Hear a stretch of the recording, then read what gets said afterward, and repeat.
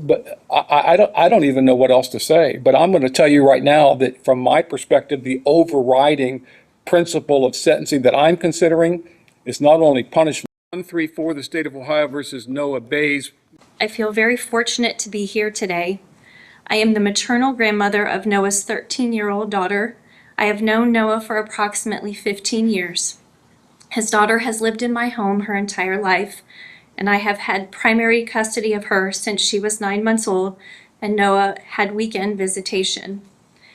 In May of 2025, he filed for custody of my granddaughter. She did not want to live with him, and I did not feel it was in her best interest to do so. We had several hearings on the custody case, and this incident occurred 9 days prior to the day that we were set to have our trial in juvenile court. I believe that he had every intention of killing me that day. It was the most terrifying experience of my life. I think about it every day. It has changed the way I think and the sense of safety I once had. It is impossible to fully explain what it feels like to know that you came within inches of losing your life at the hands of someone you had known for so long and once trusted. The shot that hit me in the leg was very painful. It was difficult to walk, and I couldn't bend my knee for several weeks. My vehicle was destroyed. It took 3 months for me to replace it, and during that time I had to figure out how to get to and from work and anywhere else I needed to go. This trauma has not only affected me, but my entire family. It has caused a tremendous amount of fear, stress, and emotional strain. I respectfully ask the court to impose a sentence that reflects the seriousness of the crime, recognize the damage that he has caused, and protects the community from future harm. Thank you. Thank you. Your Honor, Ms. Noble was not able to come today because she indicated that it created too much anxiety for her to be here and to address the court, to kind of go through this situation again. But she did state to our office that she believed that you would do the right thing. So I think what I want to address right out of the gate is the absurdity of some of the statements in the letter that the defendant submitted to you. In the letter, the defendant stated, and I quote, "I have no recollection of these things and would never do them in my right mind, no matter how angry or mad I was at someone. I am far from a violent person, even when angry." End quote. Think about that for a second. He wants you to believe that despite all of the planning and preparation that went into that day, he can't remember any of it because he was not in his, quote, right mind. Your Honor, the facts of that day demonstrate that that statement is a complete and total lie. This is someone who got up that morning and called off work so that he could specifically carry out this shooting. He then put on all black clothing and loaded his assault rifle into his car in a way that he would not be detected by the camera at the front of the house. He then drove over 50 miles from his residence in Piqua to Wayne Township to carry out this shooting. This shows the distance and time that he traveled to come all the way here to carry out this violent attack. When he arrived in Wayne Township, he concealed himself down a long lane and hid in a tree line for over 20 minutes while he waited for Emily Bear to pass through that intersection. And the reason that he knew Emily would be traveling through that specific intersection is because he had looked at the Life 360 app on his daughter's phone in the days leading up to this shooting, which showed that Emily went home every day during her lunch hour. Once Emily entered the intersection, he fired multiple rounds from his rifle, repeatedly striking her vehicle. Look at that firearm, Your Honor. Look at the ammunition that he was using. And now look at the location of the bullets on Emily Bear's vehicle. All over the doorway. Your Honor, these were all intended headshots. He was not intending to injure Emily Bear on that day. Rather, he was intending to kill her. After striking and injuring Ms. Bear, the defendant continued firing and struck the vehicle directly behind Ms. Bear, which was driven by Ms. Noble. causing her injury as well. To this day, she still has a bullet in her body. Additionally, we know that one of the bullets struck Mr. Piper's house across the street, putting the occupants of that home in danger as well. The defendant then drove all the way back to Piqua, dropped off the firearm back in his bedroom, again without being detected by the camera at the front of the house, changed his clothes, and then went to the local Speedway to buy cigarettes. When he returned to his residence and was apprehended by the police, he immediately began lying, claiming that he had been home all day other than his quick trip to Speedway.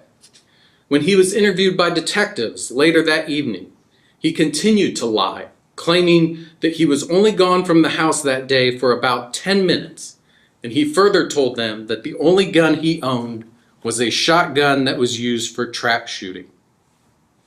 Think about all of the actions that the defendant took that day, the planning and preparation to carry out this shooting, and the efforts he took to cover up his actions. And now he wants you to believe that he doesn't remember anything about that day? And remember, he's not claiming that he was intoxicated or that he was high. He was perfectly sober. He just wants you to believe that for some mysterious reason, he has no recollection of that day at all. That's absurd. What he's really trying to do, Your Honor, is to get credit for accepting responsibility by entering a no contest plea while still professing and hoping that you will believe that someone like him would never commit such a violent attack if he was only in his right state of mind. What a coward. If you're going to accept responsibility for something, own it. Don't try to hide behind this phony nonsense about not being able to remember when there is zero evidence that you were under the influence or suffering a mental break. What's even more surprising in the sentencing memorandum offered by the defendant is the assertion that he did not have any concerns for his child's safety when she was with Emily Bear, and that Emily consistently provided a loving and stable home for his daughter. So that means that he was willing to kill someone who had voluntarily raised his daughter from birth and only showed her love and affection. And think about what this would have meant for his daughter if his plan had actually worked. If the defendant was successful, and if things had gone perfectly that day for him, he would have gotten away with murder, and his daughter would have always been left to wonder why her grandmother, her primary caretaker and provider, was gunned down in the middle of an intersection for no apparent reason. That was the defendant's preferred outcome for that day. One of the last things that I would point out is that the factors that the defendant highlights in his sentencing memorandum, demonstrating why he should receive a more lenient sentence, actually makes him all the more dangerous. No one saw this coming.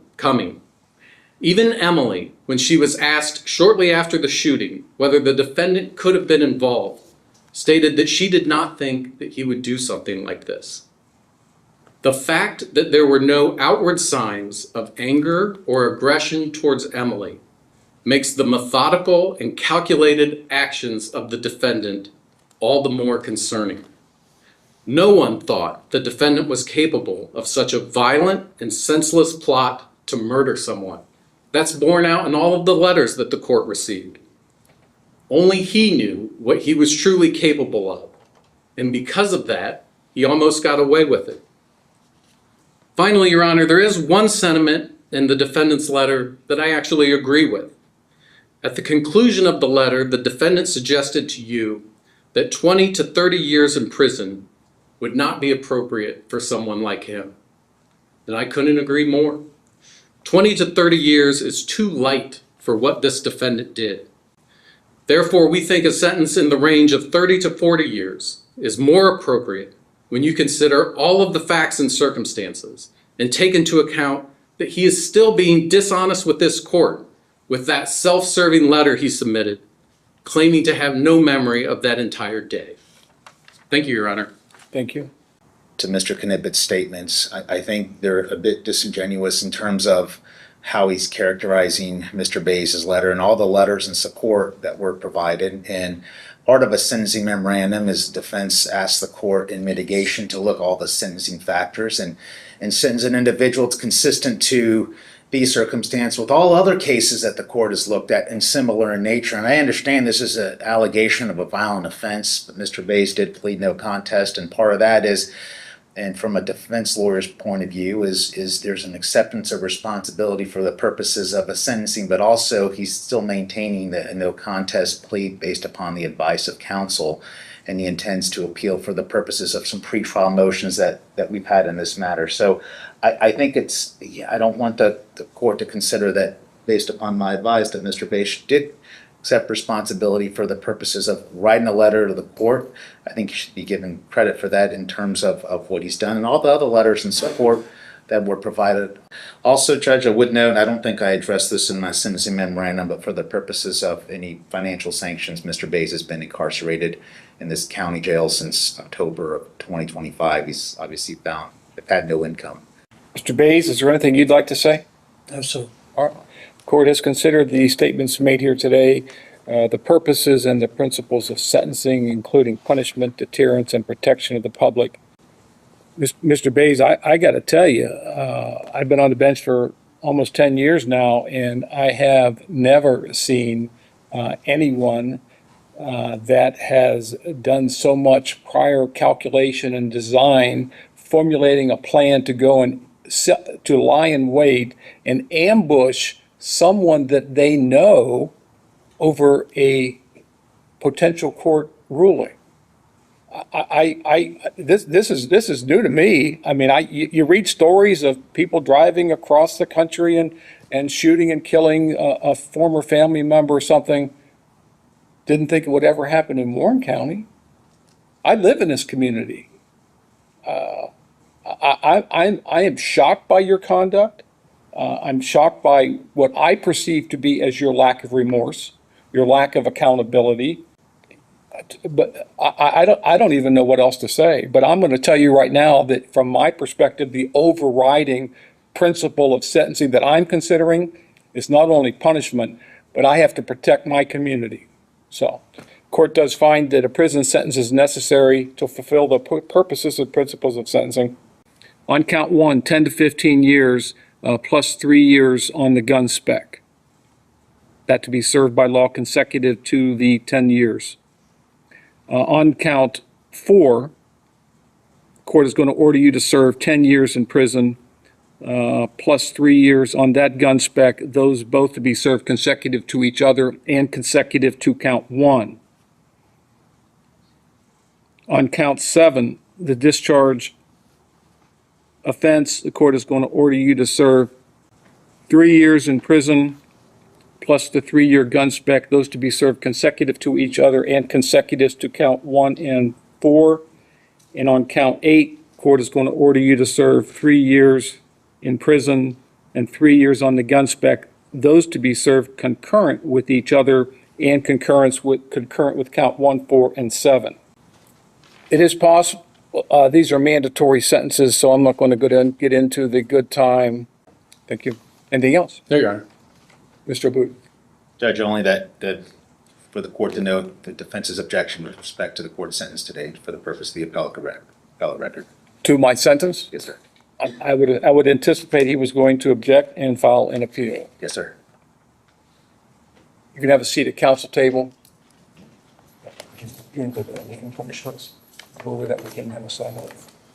Anything else? No, Your Honor. All right, thank you. Court's adjourned.